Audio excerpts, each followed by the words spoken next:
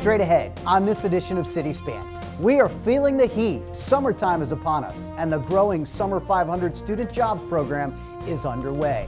Summer rec programs in full swing. We'll tell you what's out there and how your children can sign up. It's a show about safety, from the rebirth of this firehouse to the new law on texting and driving. We're gonna get dirty, our new monthly feature. It's definitely worth it. Dirty City Jobs. You want more dedication? Earl Coxon spent decades giving back in Savannah. Now he's a Hall of Famer. So hop on for a ride. We have all of your news, information, and entertainment right here on Savannah's City Span.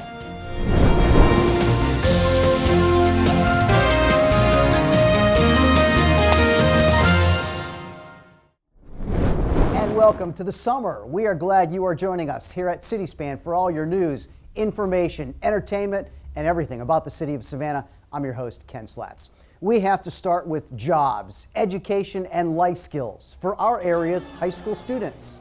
Over at the Savannah Arts Academy, city officials, partners from the business community, and hundreds of students from our area gathered to kick off the Summer 500 program. This is the third year of the program, spearheaded by Mayor Pro Tem Carol Bell and Mayor Eddie DeLoach. But we at the city of Savannah are thrilled to death to have you here. We're thrilled to make a workforce for tomorrow. This is what this is all about, because you will be the workforce of tomorrow. And we need to have the best workforce in the city of Savannah so that we can continue to bring in jobs that mean something to our community. I too want to thank all of the private sector as well as the government sector who stepped up and signed up to make certain that this program is a success by hiring many of you. So I'll invite you to not only take advantage of what's happening today and next week, but to take advantage of every opportunity afforded for you. You have been specially selected. And one of the first things that you need to realize up front is that because you have a summer job and you have a lot going on, you've got opportunity where you're going to be making money and that money's going to go directly in your bank account. It's that you have a lot to lose. So you've got to be really careful of your choices and who you hang out with. The Summer 500 program is for rising seniors from both public and private schools and provides students with soft skills training, literacy and numeracy development, financial management, and career path guidance. The students work at least 32 hours each week during the 8-week program, which runs through July 27th.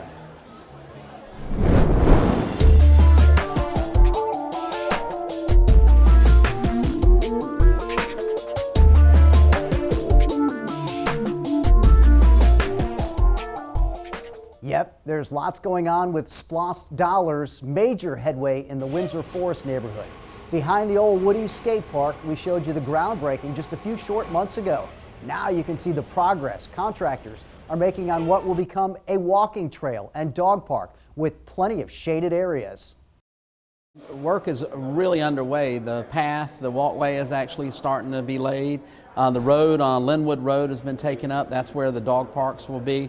And of course the cul-de-sacs are now starting to go in to block off Woodley Road and block off Linwood, so that you create the 6.5 acre area that will confine the park. There's a lot of excitement in the Windsor Forest community. There's even excitement in the Coffee Bluff community about what we're doing here. So I don't think we'll have any chance that this won't be used at all. Phase 1 should be finished up right around mid-August of this year. Last month, Savannah was the hotspot for urbanization education. The Council for the New Urbanism held their annual national conference in our backyard. Some of our city leaders took the time to play gracious hosts. I just want to introduce myself. I'm Pete Schonk. I work for the City of Savannah. I'm the Director of Arena Development. Schonka's in charge of bringing together all the parties and the contractors for this massive project. Along with the arena, we're trying to develop this whole Canal District. It's mainly been the last 50 years or 100 years has been an industrial area. One thing to take note is this big red brick building that was built in 1892, and that's kind of a centerpiece of the redevelopment of this site. Of course, the arena is the anchor for a project expected to add a whole lot more to the west of the historic landmark district. We're trying to take some of the tourism load off of the downtown area. It's being way overused right now. So for a city of 140,000, it's a lot to absorb, and that's just totally concentrated in the National Landmark Historic District. And then the city owns all of this property in here, and this is going to be a park.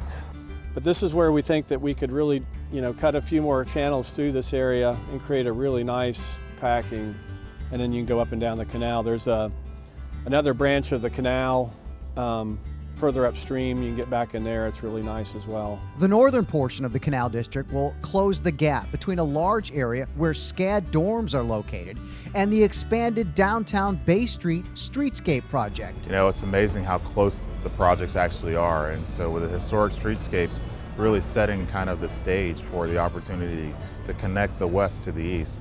There's great trail connectivity, there's the canal, there's all sorts of places where you can really start to see where this all makes Savannah come together. And there's a lot of history. To the west is Carver Village, built in 1947, the first place in Savannah where African Americans purchased homes in a specifically planned community. The building you see on the far end is what was called the Springfield Terrace School, and it was built in the 1920s as an African American school.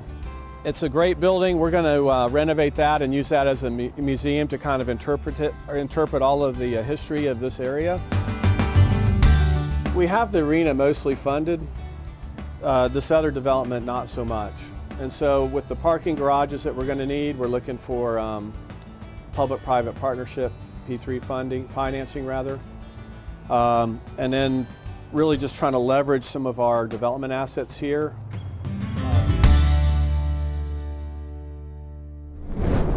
Joining Pete as a presenter from our city was our Director of Mobility and Community Connections, Sean Brandon.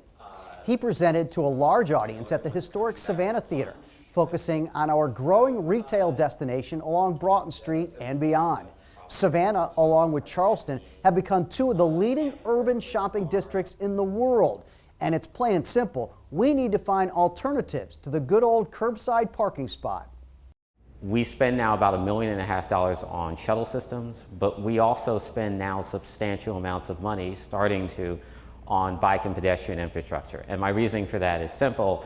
I need to give everyone as many options as possible for getting here because I don't necessarily have the spaces in Johnson Square for everyone who wants to be there.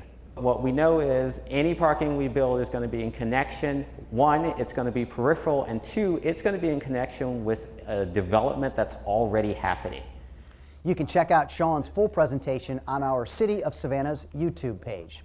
Lots going on over in the city's Parks and Recreation Department, everything from summer camps, swimming, the summer lunch program, and extended hours at two of our neighborhood centers. Typically our centers close at 8 p.m. at night. We're going to extend the hours from 8 p.m. to 12 midnight. And basically, we're going to be targeting the age group of 13 to 18 to come in our centers, number one, being a safe place, but also to engage them from not having to hang out on the streets and to come in to be involved with activities. We'll have both of those centers have gymnasiums, game rooms, computer labs. In addition to those things, we'll have some social recreation activities as well as youth enrichment activities. And the program will operate during the summer, Monday through Saturday nights. And then at the end of July, the program will be open on Friday and Saturday nights for the rest of the year. The summer camps programs are for ages 6 through 13 and run through July 20th. Extended hours at WW Law and Tompkins Centers are from 8 to midnight for ages 13 through 18. You can get much more information about any of the city's summer rec programs at savannahga.gov/summer programs. Careful to know the law goes into effect July 1st. That's right. The new hands-free bill signed by Georgia Governor Nathan Deal is the law. No texting, no reading, pretty much don't pick up your phone while driving. You could have a mount on your dashboard and still talk on the phone. But the whole spirit of the law is to keep drivers focused and prevent accidents. So if you need to text, pull over and park it. The question to ask yourself is, can it wait? And I promise you, if you ask yourself that every time that phone beeps or that text message goes off, you can always answer yes, it can wait. And the law does allow you to pull over into a parking lot and use this device, but it doesn't allow you to use it at stoplights or stop signs. That's not an acceptable usage. Not only for cell phones, but it's also for iPods, iPads, MP3s, GPS devices. Anything that you put in your hand and you manipulate while you're driving is off limits. And it's important to know there's consequences. There's a fine, there's also a point added to your license, but this isn't about enforcement. This is about safety. Remember, that new texting law starts July 1st. Time to take a break. Coming up, it's worth it. Our own Matthew Wirth debuts his new monthly feature, Dirty City Jobs. Plus a tip of the cap to a longtime city coach and mentor, Earl Coxon, in the spotlight. But straight ahead, it's an historic Brownfield Grant, and we'll bank on this. As we head to break, take a couple moments to remember our fallen officers from the Savannah PD and surrounding departments. Last month, the annual gathering for Police Memorial Day took place in front of SPD headquarters on Oglethorpe Avenue. 1868, Robert E. Reed, Savannah PD. Whereas police officers across the nation, across the state of Georgia, through Chatham County and within the city of Savannah face danger on a daily basis. 1922, Philip D. Steves, Savannah PD. And whereas police officers unselfishly sacrifice their own safety. 1934, James E. Rowan, Savannah PD. To ensure that the life and well-being of another citizen is secured. The officers here today from all the various agencies who put on a badge every day and say they're going to stand between us and evil and make our community a better place. Thank you for your service. 1989, Mark A. McPhail, Sr., Savannah PD. The Savannah Police Department precincts and their many officers are dedicated to the safety, security, and well-being of the citizens and visitors of the city of Savannah. 1994, Willie S. Smith, Savannah PD. Do hereby proclaim Wednesday, May 16th, 2018 as Police Memorial Day. Pause and reflect on the sacrifices made by the men and women of the Savannah Police Department, and especially those officers who have made the ultimate sacrifice.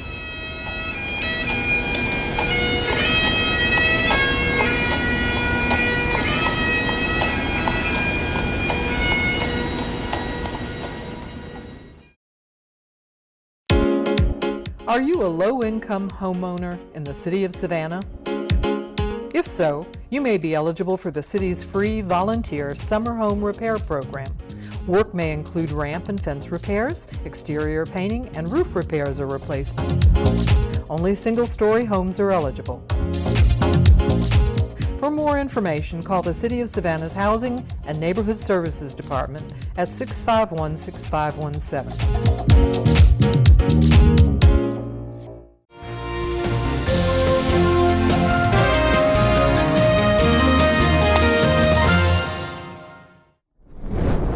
Welcome back to City Span. I'm your host, Ken Slatz. Neighborhood revitalization, one of Savannah's strategic initiatives. So when the federal government steps in to provide a few $100,000 through the Brownfield Assessment Grant, you take it and make the most of it. But first, you probably had the same question that I did. What exactly is the Brownfield Grant? It's just a term for properties, real estate, that either has actual contamination on it or the potential, like people think, or a stigma that it might have contamination on it. It could be, in a corridor that had former gas stations or former dry cleaners that are now no longer active, but that underground storage tank is considered a contamination that ultimately kind of impacts the the attractiveness of that property to be redeveloped and brought back into kind of economic vitality. This particular grant of $300,000 is a significant EPA grant that the city was fortunate enough to apply for and get. Working together with the federal government that's important, and it shows that the system's working, because the area that this will be allocated to is an area that the city has identified that we're looking to create new jobs and create new residential development. What we're really looking to do is go through the Montgomery and MLK corridor and look at properties that, you know, may or may not have contamination, but this gives us the money to start assessing those properties, identifying what, if any, issue there may be. It's particularly important now as we're looking at the canal area, and by doing the arena and the Springfield Canal development on the west side there, we're looking to create development all the way up MLK and the entrance area to that. So this is particularly important at this point in time. So we've got 3 years to spend these dollars down in, again, assessing and inventorying these potential properties along the corridor. That's a significant amount to get as a grant from the federal government, because it will help jumpstart private development, and once we see that going in an area, developers will have more confidence to expand out in areas that heretofore have been sort of ignored. It's the first in a series of grants from the EPA that you can get. So we are just getting our foot in the door with the EPA essentially with this grant. Only 4 cities in the entire state received the Brownfield Assessment Grant. Joining Savannah are Albany, Perry, and Waycross. This coming fall, you or your kids may see the Savannah Fire Safety House rolling around town. It is a major tool used to teach fire safety, and it's back after more than a half-decade hiatus. For kids, they are probably the best ambassadors for fire safety that we have, because they go home, take it to their parents, and then they grow up with it. The Fire Safety House is really a tool for a child to learn hands-on what they can do if there's a fire incident in their home. It's back in business thanks to Hartford Insurance Company, sending $20,000 to Savannah Fire and the public school system. The program consists of participating in life-saving fire safety lessons, providing children access to engaging grade-level books on fire safety and prevention, and of course to update and upgrade the Fire Safety House. The kids have scrubbed it down, they've cleaned it up, cleaning the carpets, they're painting, they're removing old trim, they're removing old lettering, and getting it primed and ready for us to get it on the road and moving. So as you walk in, first 2 steps, you can look to your left is a fireplace. So having this around and using it in collaboration with the school system allows us to go reach these kids at where they reside, I mean, you know, in their environment. Somebody could cook them a nice little meal. They got a mini oven, they got a stove, a microwave, and a sink. Our plan is to take this from school to school throughout the district and just educate kids on fire safety. The goal is to be realistic, because in the case of an emergency, like if it actually happens, you know what to do and how to be as a young child. There's a little stairway up to a bedroom door, and they can feel that door to see if it heats up. I mean, every little step of the way, a child can learn how to react in a fire emergency and get out safely.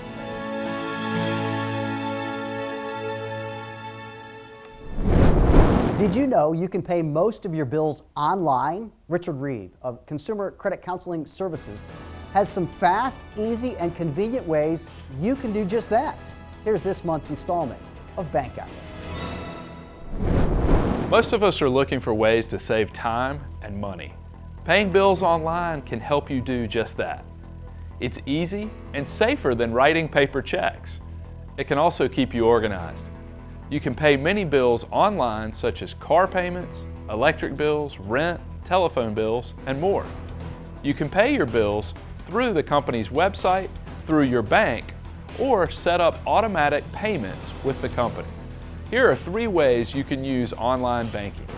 First, you can pay bills through the bill company's website. Go to the website of the company and log into your account. Then add your personal information, as well as your debit card or bank account number. You can pay the entire amount or part of the bill. Paying a bill this way will usually deduct the amount from your account immediately. Another way to pay your bill online is through your bank or credit union. You can provide your bank with the account number to the bill you want to pay. You can pay these bills immediately or schedule them for a later date. Whether it's your babysitter or a lawn mowing company, you can still use online banking. Enter the information including the name, date, and the amount of bill to your bank. They will print and mail a check for you. You can manage this entire process online. The last way to pay bills online is to set up automatic payments with the company. By doing this, you are agreeing to an automatic debit from the company on a specific date. This may be helpful if it is a priority bill and it is the same amount every month. Examples would be your mortgage, rent, or a car payment. But be careful, with this option, you can get hit with bank overdraft fees if you don't have the money in your account.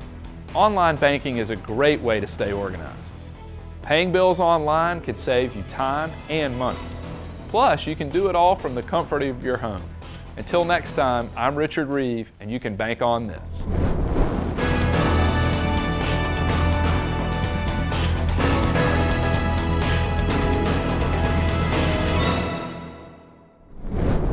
Thank you very much, Richard. One more break here on City Span. We are excited to shine the bright lights on Earl Coxon, a full career of dedication to our area's youth.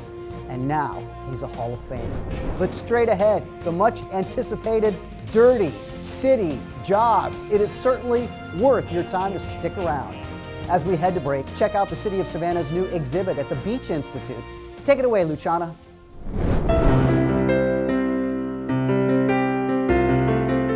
At the Beach Institute, we are featuring a new exhibit called Capturing the Soul, Portrait Photography from the W.W. Law Collection. The exhibit features 30 portraits from the 1870s through the 1990s. It's a really interesting look at how photography evolved over time, how we can look at photography and portrait photography as an art form. The exhibit features several prominent people that are identified, as well as people we don't know, the anonymous individual in the portrait. So it's a wide-ranging exhibit, and I think it's very, very powerful. I think what's really nice about this idea of portraiture is that every individual is important and unique and special, and sitting for that portrait sort of identifies an individual as being important. We've singled them out to take their portrait. We have all these wonderful portraits because W.W. Law really made it one of the goals of in his life to preserve Savannah's history.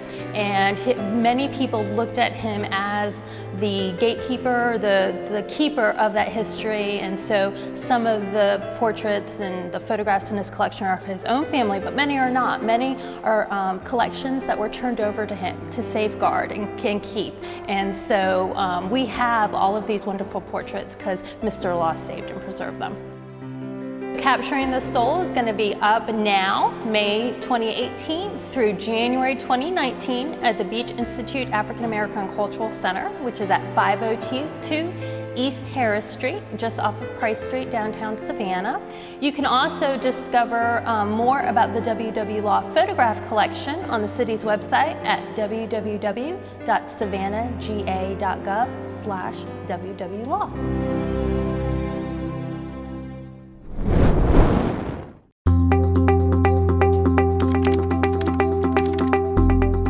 Dispatchers and our call takers are everything to the police department and to the city. They are the front line of customer service. From March of last year until February of this year, we've handled over 600,000 911 calls. That's a lot of calls. People truly believe when they call that if they're having the worst day of their life, that calling 911 is going to help them. And they're right. We truly are their first line, and we really are the first responders. We've handled everything from a child not breathing to shootings to an elderly person who may not be able to find a telephone number. Especially when they're by themselves and they're panicking, or and they're in a situation where they're just like, they feel like their life is threatened. You're there to be able to reassure them that everything is going to be okay. It makes me feel really, really good. It makes me feel really good, and I'm proud to do what I do because I know that we help people and we save lives.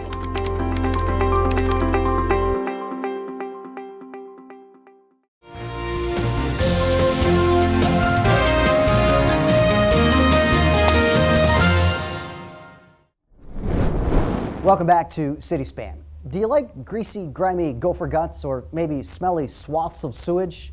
Well, if so, or if not, we have the story for you. It's a new feature from our own Matthew Wirth. He's the tale teller of dirty city jobs.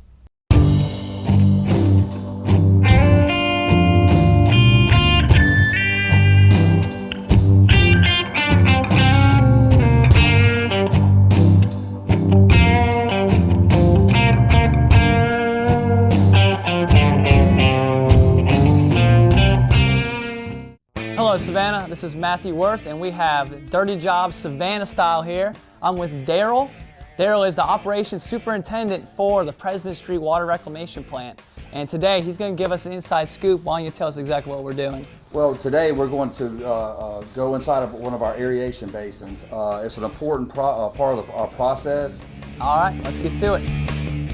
What exactly are we looking at here? Every so often we drain it for preventive maintenance and inspection. Somewhat routine, but kind of rare process where we're doing what? Exactly. What it is, Matthew, we have what we call a 5-year change out. Every 5 years. Now, if certain things arise, we may have to drop it sooner.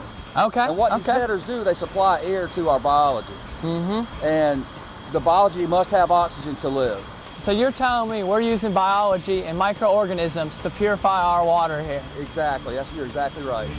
So this is kind of where the magic happens in our process. Now, Daryl, did you clear the area? Because I was good to go down there until I heard there was an alligator. I'm not going down. No, there's no gators. That happened. That was like 15, 16 years ago, and an alligator was pulled up on that bar rack, and that freaked me out because I was on duty that day. So it's pretty wild stuff, man. That's awesome. And what are these disc things for that look like UFOs? There are 8,000 diffusers in each of these bases. One broke apart. Okay. You got air that comes up through there, and there's tiny little holes in there, and that thing blows up like a balloon. And when you blow up like a balloon, the holes get bigger. Bigger, like if you had big old turbulence coming up, like one of these things break or something, it's like a big old gush, and you're not getting that proper oxygen transfer. Do y'all have a nickname for this? It could be the swamp. All right. It smells just like the swamp. It does. Yeah, it's like a big old mason jar, right? That's exactly what I saw when I looked at it. It's something, we take ownership in what we do. We're also critical workforce, so that way when these storms are coming, we're here. Yeah. We're here. Not the whole department, but critical workforce meaning those of us that... The essential staff. The essential staff that has to take care of business while these events.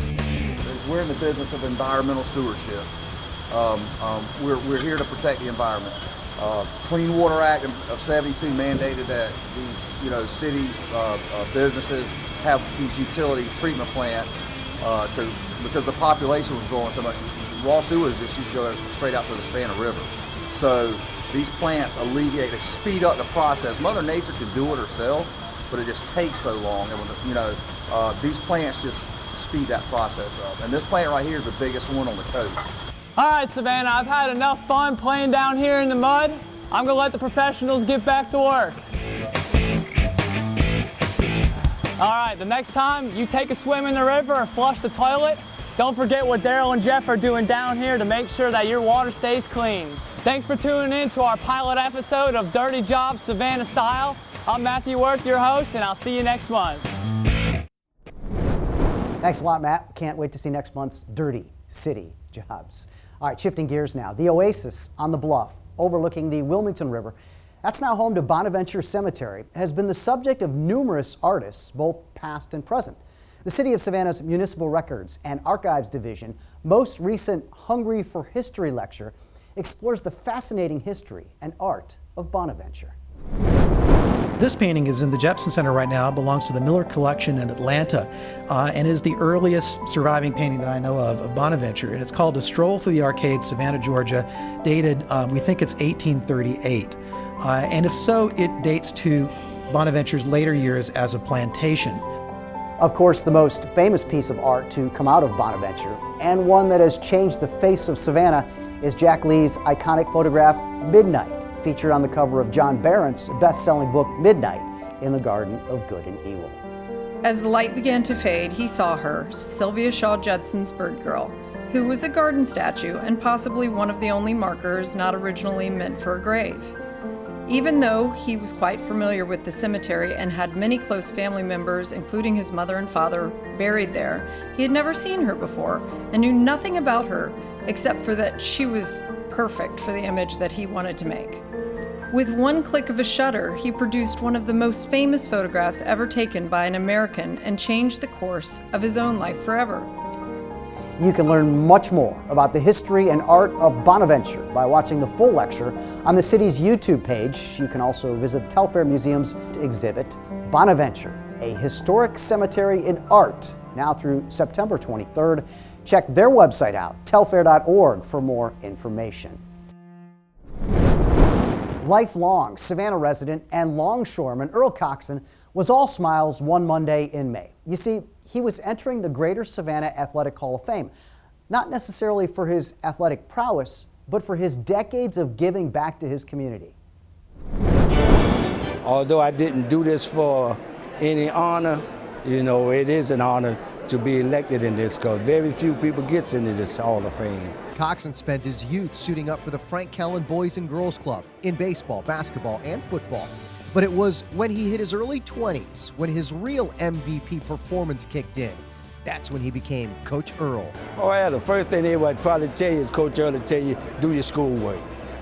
You got to do that in order to get to succeed in life. So that's one of the main things we instill into the kids at the Boys and Girls Club is athletic and academic.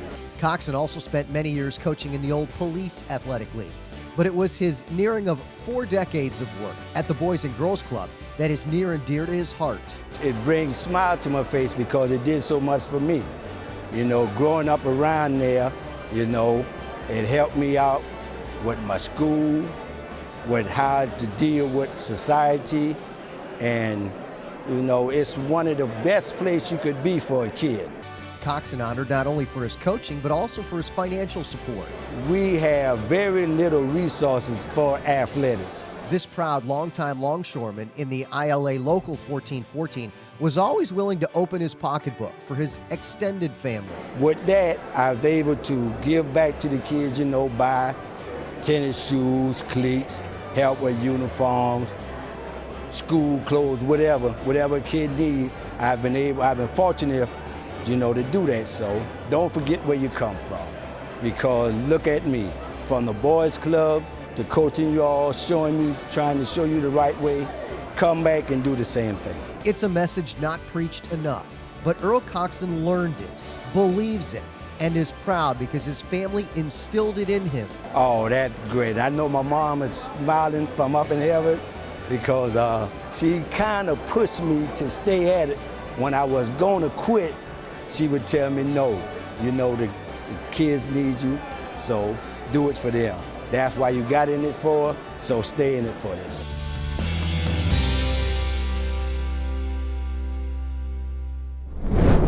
Congrats a lot to you, Earl Coxon. What a wonderful story, and congrats on your entry into the Greater Savannah Athletic Hall of Fame. It was an honor to talk with you, and I can't even begin to imagine how many young people you've made an impact on. Truly an inspiration. With that, we come to an end of this edition of CitySpan. You can see this story and many more on demand on our City of Savannah YouTube page. We are also on Facebook, Twitter, and Instagram, and of course, our home base on the web, savannahga.gov. As we say goodbye, check out the sights and sounds from the 14th annual Savannah Youth Council graduation. Congrats to some of our finest area teenagers. Thanks everyone for making Savannah your home. It is indeed a great day in the city of Savannah as we present the 2017-2018 graduating class of the Savannah Youth Council. My most memorable experience was our trip to Charlotte, North Carolina to attend the National League of Cities annual conference. Overall, I have learned how to work better in groups, my communication skills have improved drastically, and this has helped me to become a better leader and set an example to others. We're hopeful that hopefully because some of the things we helped you to do and to learn and understand that you, when the time comes, that you will make the right decisions. We want you to know that your city is proud of you. We want you to know that you can do, as I said before, anything you put your mind to. Remember, you're representing your city that cares about you.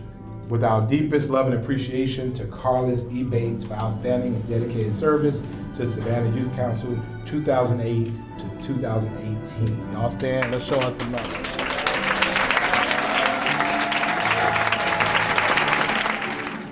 The time has come for us to leave and leave the old behind, to let the lessons we've learned thus far guide the future minds, the bonds we shared, the moments we cared. We will not ever forget the laughs, the smiles, the subtle, the wow was only just a test. Be bold, be kind, be free, and be weird. What you want, you can achieve. Be certain, be beautiful, be creative, and let's take this as a step toward improving ourselves by changing our community together as one. If truth is light, knowledge is power. If truth is light, knowledge